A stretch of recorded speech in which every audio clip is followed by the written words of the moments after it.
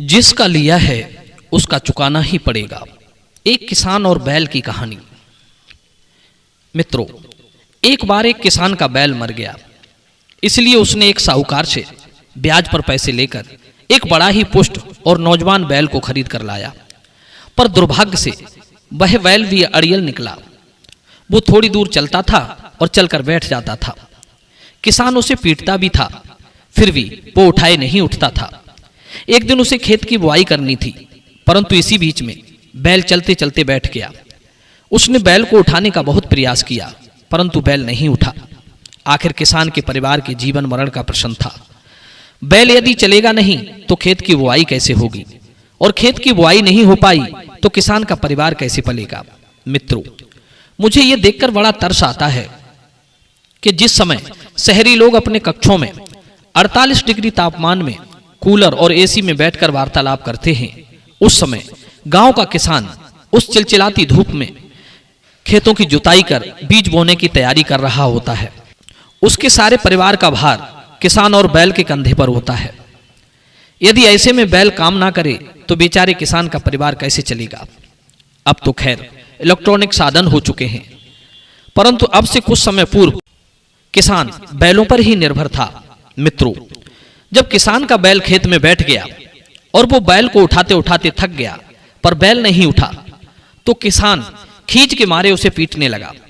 संयोग बस उसी रास्ते से एक हाथी पर बैठकर एक संत जी गुजर रहे थे। उन्होंने देखा कि खेत में एक किसान बैल को बुरी तरह पीट रहा है, और बैल है कि उठने का नाम ही नहीं ले रहा। तो सिद्ध महात्मा ने हाथी से उतरकर चिल्लाते हुए किसान से कहा, अरे भैया, इस बैल को मत मारो, रुको, मैं आता हूं। मित्रों, किसान ने घबराकर हल खोल दिया। उधर सिद्ध महात्मा हाथी से उतरकर आए और हाथ जोड़कर बैल को सादर प्रणाम किया। फिर उसके कान में कुछ धीरे से कहा। बस फिर क्या था, बैल तो बिजली की गति से उठ खड़ा हुआ और वो चलने को आतुर हो रहा था। यह देखकर किसान की खुशी का ठिकाना ना रहा। किसान ने सिद्ध महात्मा के चरणों में गिरते हुए कहा, महाराज, आपने बैल के कान में कौन सा मंत्र फूंक दिया जो बैल एकदम से उठकर खड़ा हो गया? यह मंत्र मुझे भी बता दो। गांव में और भी ऐसे निठल्ले बैल हैं, मैं उनके कान में मंत्र फूंक कर उन्हें भी ठीक कर दूंगा। मित्रों, उधर किसान ने जब देखा तो सिद्ध महात्मा की आंखों में आंसू थे, और वे बड़े दुखी भाव से किसान से बोले, बेटा, मैंने बैल के कान में कोई मंत्र नहीं फूंका, बल्कि उसे उसका ऋण याद दिलाया है। जिसका लिया है उसका चुकाना ही पड़ता है। सिद्ध महात्मा बोले, बेटा, पूर्व जन्म की बात है, तुम पूर्व जन्म में भी एक किसान थे, और ये बैल एक तुम्हारे गांव में एक मठ के महंत जी थे। पूरे गांव में इनका बड़ा आदर होता था, पूरा गांव इन्हें पूछता था। तुम्हारे पास थोड़ी सी जमीन थी और एक बेटी भी थी। जब भी तुम्हारे पास कुछ पैसे बचते थे, 2, 4, 10 रुपए, तुम उन्हें ले जाकर महंत जी के पास रख देते थे। सोचा था कि जब बेटी की शादी होगी तब ये पैसे काम में आ जाएंगे। धीरे धीरे करके लड़की भी सयानी हो गई और रकम भी खूब इकट्ठी हो चुकी थी। एक दिन तुमने बेटी का विवाह तय कर दिया और पैसे लेने महंत जी के पास मठ पर पहुंचे। तुमने महंत से अपना पैसा वापस मांगा कि मैंने बेटी का विवाह बड़े अच्छे घर में तय कर दिया है, मुझे मेरा पैसा लौटा दो।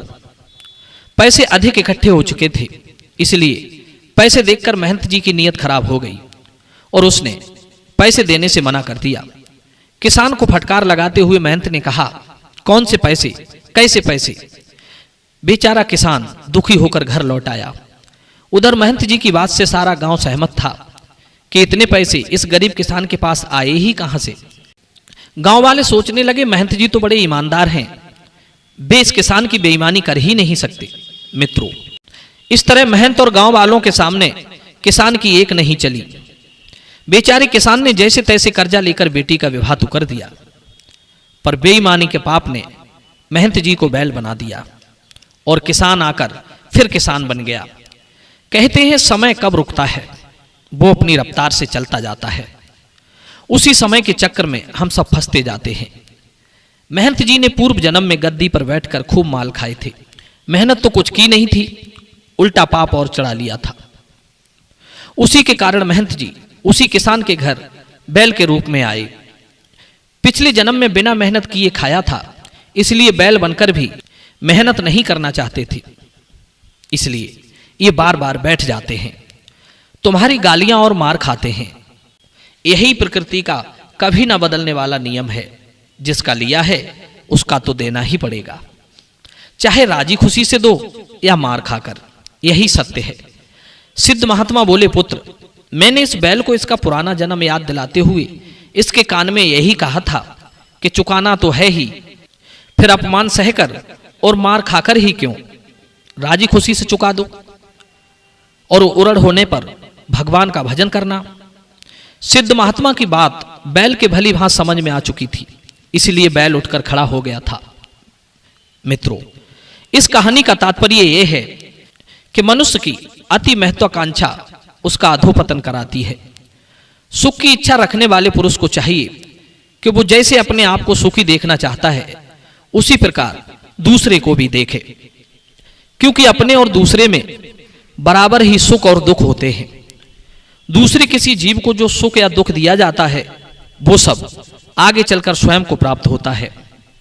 एक बात और बताऊं मित्रों, मनुष्य जब बूढ़ा हो जाता है तब उसके केस भी बूढ़े हो जाते हैं, दांत भी बूढ़े हो जाते हैं, किंतु तृष्णा कभी बूढ़ी नहीं होती। धन की और जीवन की तृष्णा बनी ही रहती है। यह तृष्णा तरुण पिशाची की तरह मनुष्य को चूस चूस कर पथभ्रष्ट करती रहती है। जो जैसा कर्म करता है उसके अनुसार ही परिणाम भी पाता है। किए गए शुभ अशुभ कर्म का फल अवश्य ही भोगना पड़ता है। मित्रों, वीडियो पसंद आया हो तो वीडियो को लाइक करना, शेयर करना और चैनल को सब्सक्राइब कर लेना। आप सभी का बहुत बहुत धन्यवाद। जय श्री कृष्ण।